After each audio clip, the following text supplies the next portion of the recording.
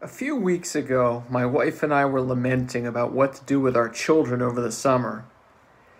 You see, the day camp where we planned to send them in New Jersey decided that it wasn't going to open. This is right before Governor Murphy decided that day camps would be allowed to go forward with social distancing and other prophylactic steps.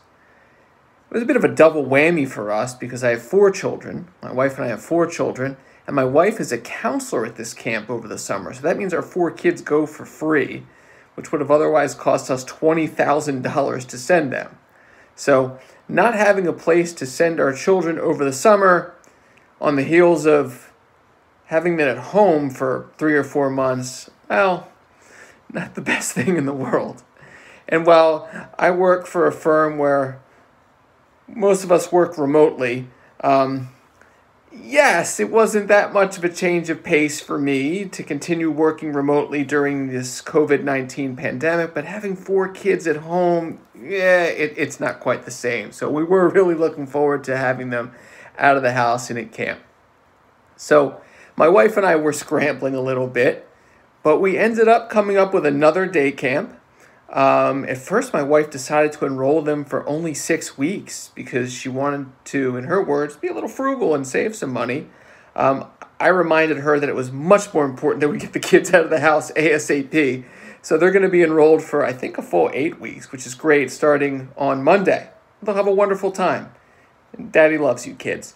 But that's not really the reason why I'm posting this vlog today. It's more of a segue into a Field Assistance Bulletin that the Department of Labor issued on Friday in connection with the Families First Coronavirus Response Act. So as most of you folks who are reading this, or I should say listening to this, know, and if you don't know, then why are you here anyway? This is for HR nerds and employment lawyers. But under the Families First Coronavirus Response Act, there is leave that is available, both paid leave under the emergency paid sick leave provisions, but also under the expanded FMLA for care for a child due to the closure of a school or a child care. So if you are at home caring for your child instead and you can't work, then you are potentially eligible for Families First Coronavirus Response Act leave. So the question then arose, well, what about summer camps? Is that like a school? Is that the same thing? What happens if my kid was supposed to go to camp and now the camp is closed? Can I get FFCRA leave? So the DOL issued some guidance to clear that up. And basically, the FFCRA leave may be taken if the employee is unable to work or telework due to a need to care for his or her child whose place of care is closed due to COVID-19 related reasons. And a place of care is a physical location in which care is provided for the employee's child while the employee works, and that includes summer camps and summer enrichment programs. That's right in the FMLA, or I should say FFCRA regulations. So here's the thing, though. An employee who requests leave to care for his or her child based on the closure of a summer camp or summer enrichment program or other summer program is subject to the same requirements that would otherwise impact someone who is taking FFCRA leave for a school closure or a daycare closure. That is, you would have to provide the name of the school, or in this case, the name of the camp. You have to provide the name of the child and the age of the child, and that's pretty much it. It's a fairly low bar. But what happens in a situation in which before you could enroll your kids in camp, the camp announced that it was canceled for the summer? Does that mean you can't take the FFCRA leave, or you can because you would have enrolled them anyway? And basically what the DOL said is, yeah, it kind of depends on the circumstances, but to use a baseball analogy, the tie goes to the runner, and the runner is the employee. And if the employee can establish with a fairly low bar that the kid would have gone to camp or was enrolled in camp or had a history of going to the camp or the summer enrichment program, whatever we call it, then the parent is probably going to be eligible to take the FFCRA leave. So here's what the DOL in its field bulletin has asked its investigators to look into. Investigators should be evaluating whether an employer improperly denied FFCRA leave to an employee based on the closure of a summer camp or program, and they should consider whether there is evidence of a plan for the child to attend the camp or program, or short of a quote-unquote plan, whether it is still more likely than not that the child would have attended the camp or program had it not closed due to COVID-19.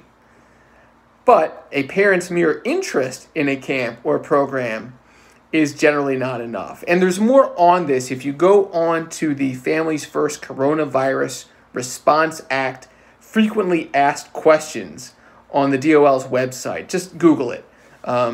Frequently asked questions, Families First Coronavirus Response Act, Department of Labor, and skip down to frequently asked question number 93. You'll see a little bit more about this. But basically, affirmative steps short of actual enrollment may still be sufficient.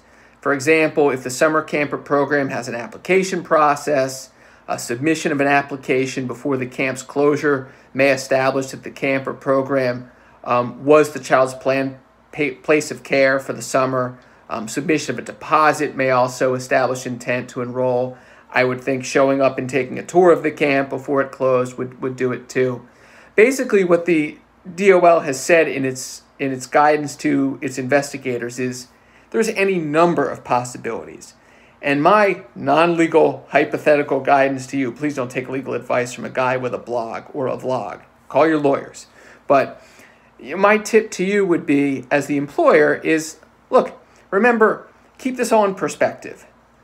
If you're providing the FFCRA leave to an employee, the employee is going to get paid leave, right? And you're going to get a tax credit at the end of the quarter. It costs you, at the end of the day, nothing, okay? So if an employee comes to you and says they need FFCRA leave because camp is closed and they have to care for their child, this is not the time to put the employee through the third degree to ask for a copy of their child's enrollment papers in the summer camp, or get evidence that they actually toured the camp, or see a receipt for the camp deposit. Give them the leave, right? Or hopefully, better yet, like us, you found an alternative summer camp to take on your kids for 8 weeks. I'm really looking forward to this time of getting a little bit more work done, a little bit quieter in the house, and I'll dote on my children when they come home. Maybe take them out to a nice dinner or something, get them a nice present or something come Christmas time. Anyway, I'm rambling on here. This is the end of the vlog post for today. I'm a little bit rusty because it's been a while, but I hope you enjoyed it. Hey, if you like this video, click the thumbs up, and don't forget, if you'd like, to subscribe to the channel. Thanks a lot. This has been Eric from the Employer Handbook. Talk to you soon. Bye.